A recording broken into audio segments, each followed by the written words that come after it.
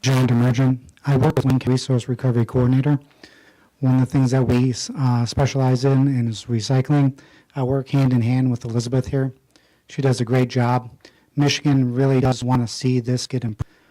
If myself or Elizabeth can assist you in any way, or we're always there for you, we just came out with a smartphone recycling app.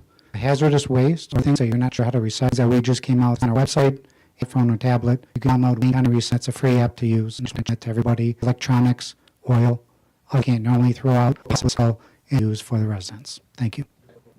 It's an app, Z123, and you can call. That's our household hazardous waste collection, so that's something different. So we offer a program where you can bring those items to that, let's say at Wayne County Community College, free of charge to all Wayne County residents. So again, it's hazardous waste, things you can't normally throw out, recycle, antifreeze, we see mercury, thermometers, paint, exactly. Anything that you can't put in the garbage can or recycling bin, we take off your hands. Correct. Thank you. The link to that on our website. Doesn't have to be tonight. Marine, resident as well. And I have several. The first question, the waste is not going to change. It goes into our tipping for the waste should change. The trash fee going down if the recycle fee is bid. Mr. Copper, you can. So all we're talking about right now is costs are the fees, not the tipping fees. So when the charge would get on your water bill for there's a couple costs also the tipping. So review 17 cents a ton. Just looking at that, so we know 1772. At a 10% recycling rate, which first year would be decent. Not great, but decent. We would realize a savings of approximately $26,000. So, the calculus on that would be, the collection fee, the landfill fee, equal. If we can drop that by 26,000, there's going to be a small reduction on the bill that you would receive. If we were at 2%, which would be within a year, we'd see about 53,000. Whereas that we get to another 2 years, and then it starts and all the way up, I believe, to around $18 when our 7-year expires with the preserve. So there will be, starting in year 3 or 4 of the contract, that fee savings if we recycled be greater than what I just told you. But it's up on what that recycling rate is. It's 10%. We're not going to save that much in comparison if it's 20 or 30%. Right. Just at a $7 level, I did that math real quick because you said that. That's about $105,000 a year to the city, because we put about anywhere between 15 and 16,000 tons of municipal solid waste into the preserve every year.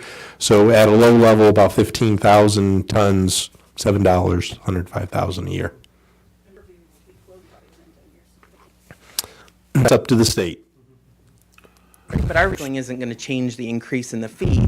But what people are hearing is $57 a year, but what people aren't getting is that they're also going to end up saving depending on how well we recycle. So while it seems like $57 a year, you end up making it up in tipping fee to what extent that is, depending on how well we. So it's a little of not fully accurate to say $50 and just leave it at that. It's not necessarily $57 a year per household, because it could change depending on how well we do. The tipping fee would thus change, and therefore the amount could be less. It could be. In all fairness, though, again, at $53 or $53,000 in savings, that's going to be about $350 per person or per year. So, there's a savings. We don't sneeze savings, but it's not as much as what the cost of the curbsiding. The other thing is in the Sailor, GFL, they yell to recycle. They have not much savings, or however they want to put it. They went from every other week to every week because they money, however they want to divide it. GFL also offers the City of Taylor residents a reward program for doing this. Really money being made if GFL can provide to the residents gift cards depending on how well they recycle. So you could end up getting more money depending on how well you recycle as going through GFL. Why can't they give us the front and not getting gift cards? Gift card. But wasn't it $2 off in the beginning? No.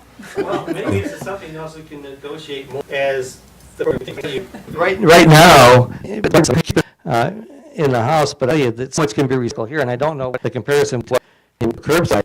But a lot of times I out my regular garbage every week because I don't have enough. I mean, I don't even fill the containers to make it worth putting out in that big bin. So if that continues, maybe there's ways of saying maybe we're paying for recycling and cutting back on our need for the regular trash.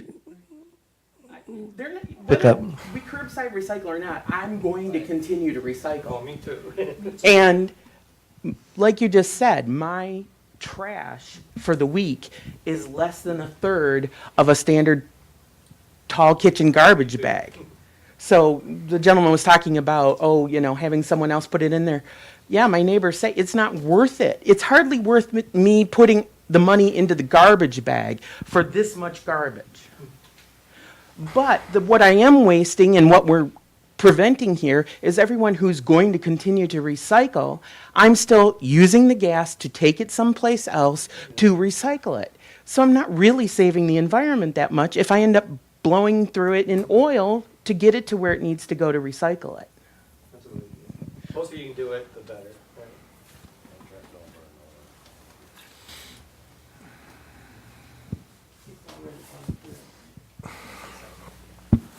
I'm not too crazy about this recycling.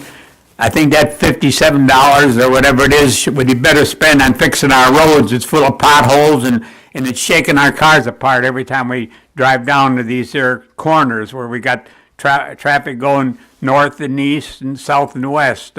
Some of these corners are atrocious. I'd rather spend that money on fixing the roads. Now, I remember during the war, we had to recycle. And we had to wash out the cans and cut the ends off the cans and flatten them. And they were telling us that was for the war effort to help build the battleships and all that. Then years after that, they said that was all nonsense. They did that to make people feel that they were doing something for the war. And it cost more to do all that stuff than what Earth.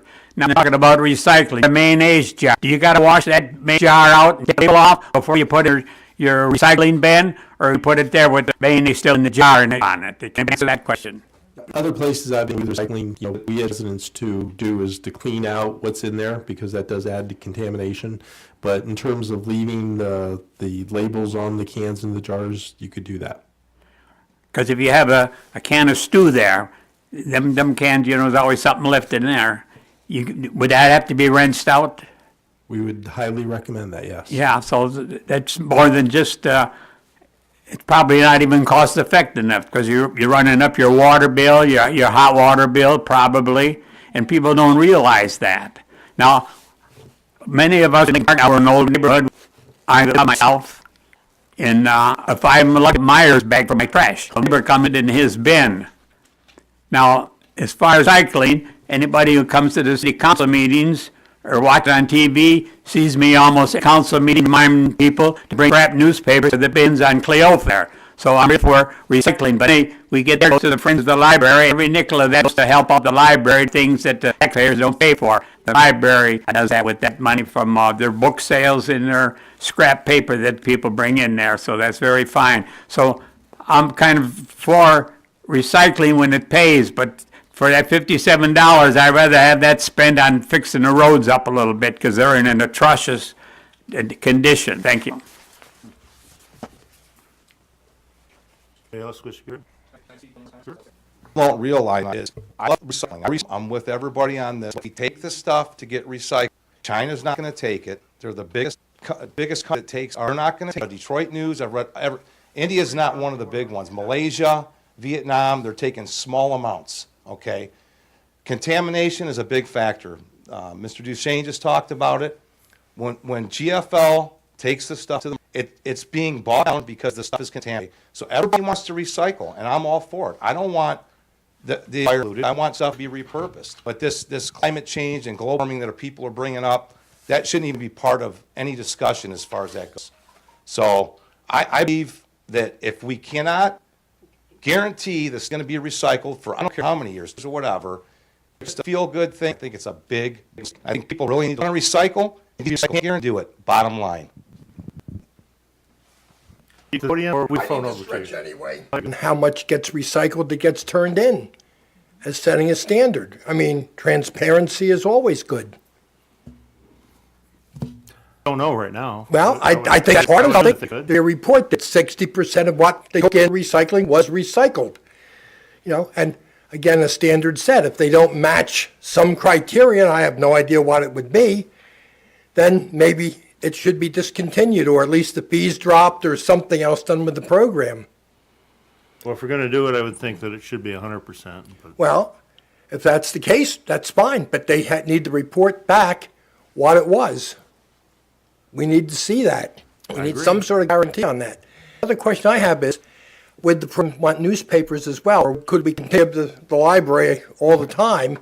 Would that be part of it still, or well, would that be dropped? you could continue to give where we do a recycling of clothing and items of that, and we still encourage people to give to their things that they want to. If we're gonna throw out, they should recycle for the.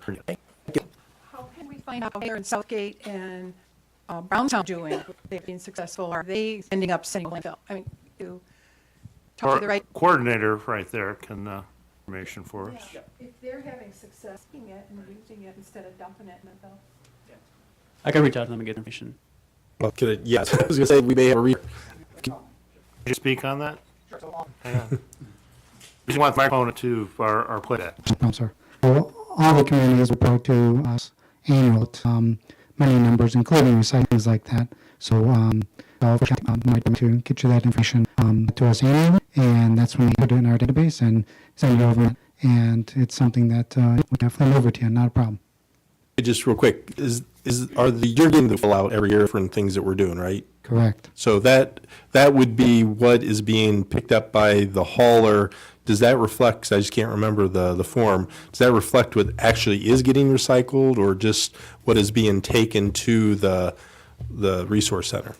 Yeah, taken to that center, and each city does have an edge. So, again, butchering this event, whatever you guys, I would love to see recycling city of Lincoln Park. I think it's valuable. I think this is something that we can do, and let's set that bar higher. I got a question if I could, Mayor. Yeah, just sure, Real go ahead. quick. From Wayne County, why don't you take account of the actual recycling that actually goes out? I understand what you're saying, but you're not really addressing the issue of when GFL takes it. What actually are they transporting to a recycling center from the recycling center? In other words, if they take it there and China's no longer taking it, where's it going? Do they report to you, like Waste Management and all that, and say that where the recyclables go? I guess kind of I'd be interested too. Sure. So I think we have 175 recycling reporting as of June 2016 that actually requires materials recovery facilities to report to the state the amounts of the different materials that they recycle. And the way that they report it to us is by telling us who it went to, whether it went to under MRF, because sometimes it will go a couple places, ultimately to the market for processing, or a lot of times because these marks they'll hold on to certain bales or maybe they'll hold this plastic for a certain amount of time until the number will back up, or that they have a good outlet for. Those things do change. Like he said, the hauler can, you can guarantee that your hauler takes it to materials recovery facility, but what you can't do is, guarantee where it goes there. But in just the interest of business, there's a lot of money that goes into assessing and separating. They just simply wouldn't do what they were going to. And then, again, from there, state numbers, we get from there, from the MRFs, how much and where it's going. And, that may start to dip down. We can't predict. But I understand, sir. But you can send the numbers of this because you have them from, track it. So whatever, just so we know, it would be nice as citizens that again, that could fluctuate, but to see where it's going at and how long, like you say, if they want to hold on, but to see that from the product conception to the end where it goes is what I'm looking for. That shows that it's going where we as records going and why we actually recycle. So it doesn't go in a landfill, it does go into be repurposed. That's the important rest of the see. If I'm paying for facility, it goes both. Absolutely. However, on so it allows these business MRFs that are essentially our competitors with each other. That information, no one wanted it to be such a FOIA, so we aggregated data. So I could show you regionally what's happening, or show you, on a state level with that community. We don't at the state get to see. If we did, then we would be obligated to. So of course, share. So it's all everybody. All right, thank you. If I could just go ahead. add, so another option would be available to the city is rather than leave it to the hauler to find the place to take it to in terms of the MRF, we could look at be negotiating with one, and that unfortunately, there could be an increase in cost where it is on the delivery part. A contract directly with them would allow us to kind of, ends with the waste that's delivered to them. There's a lot of risk in that, about it. So we didn't really too much into that, but it is an option that we can, if there's. Let me just finish up real quick. The reason the county's behind it, the industry is by the county and the state, okay? And citizen, the problem being responsible, I just want to make sure that I'm making a difference and that I'm not paying for something that's not going where, because if it is, defeating the whole purpose of digging into my pot, paying the extra money and going to the extra things. I'm trying to help someone to go and exactly where it's going to go, money or to go on. Everybody, private industry, government, the community, the residents, everybody's part of that plan. Everybody has to do their part because otherwise it goes nowhere. If we don't start it, it don't end up there, and if they don't finish it, it don't get back to be recycled so we can use it. That's all. Thank you. I'm done. I apologize. Oh, you're fine. I just was curious. I think to point out that there is a goal for the state of Michigan to increase its recycling rate. So I don't think the state is going to do that just to have it go to the landfill and pay more money and have more processing. I think that to assume that all this is going to go to a landfill, therefore we shouldn't do it, I think is not a good way to make a decision. And I think that that also, as we increase recycling here, there will be a more incentive for local companies to get into the game, and that's better anyway, because that's going to be more efficient than shipping overseas, and that's going to make it even better for the environment in terms of cutting down transportation cost and all the emissions that are involved with that. So I think that we need to look at a broader picture, and I would also just say that we shouldn't consider global warming in anything we do, or global climate change, when it's one of the biggest crises, if not the biggest crisis facing us, is, I think, penny wise and pound foolish. It's like to just ignore a problem and think that, well, that's going to make it go away. That doesn't work that way. If we're concerned about the environment, as you say you are, then we need to step up and do things. And just saying, well, individuals can do their own, and we're not going to do it as a community, that's not effective. We've got to step up. We're already behind in terms of trying to meet goals so that we can mitigate some of the worst of the consequences of global climate change. We're not going to prevent it. It's here. Are you a scientist? I'm yes, I am. Yes, I am. Gentlemen. Yes, I am a scientist.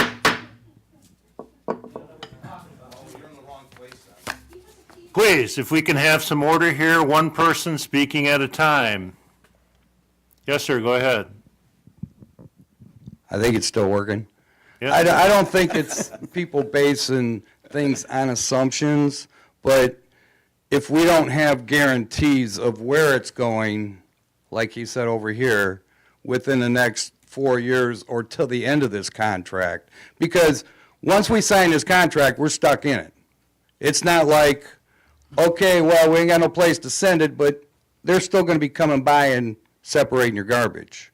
But I was going to ask the lady down here, how many of these MRFs do we have in southeastern Michigan? There's a number of them. I mean, I don't know the exact number offhand, but 6, 7, 8. I mean, there's 2 big ones in Oakland County. There's Huron. Help me out, John. There's 3.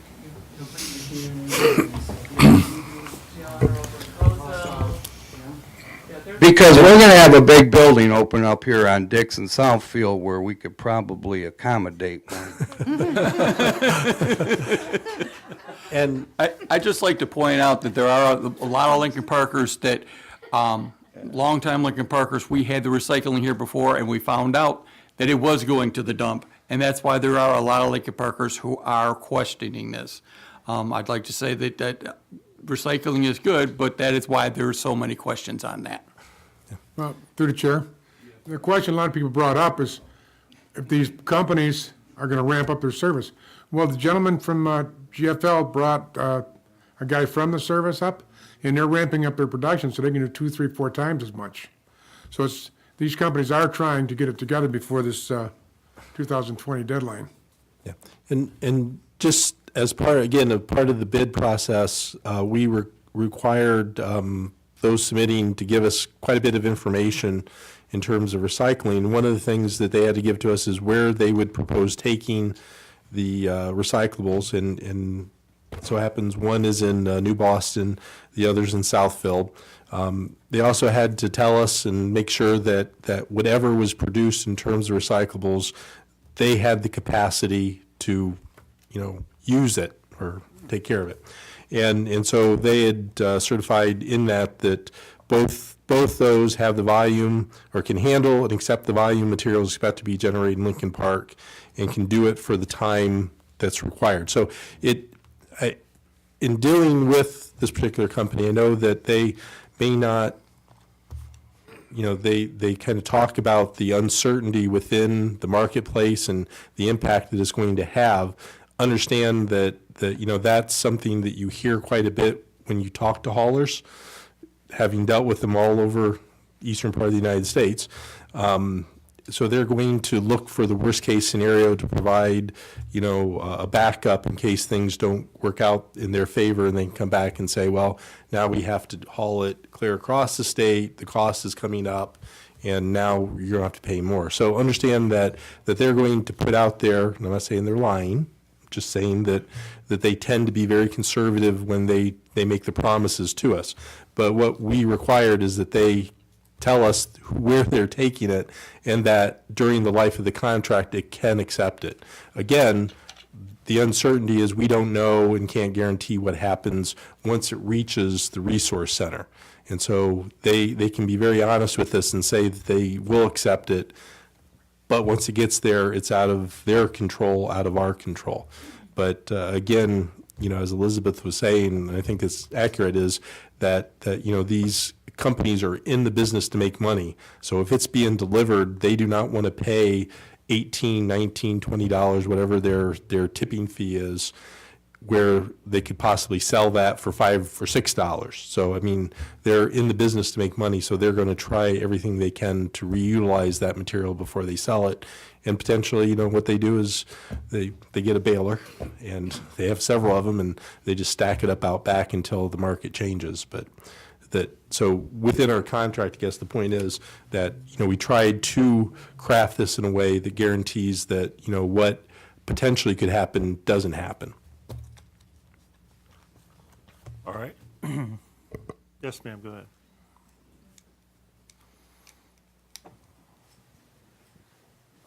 I'd like to know how the city is going to reduce the inflow of the materials we have to recycle. I get a quarterly newsletter that I have to put into a recycling bin. I'm very happy to be able to look at this online. Why is it that the city has to spend the money to produce and mail something that just adds to this flow when certainly there's a large population that could certainly look this up online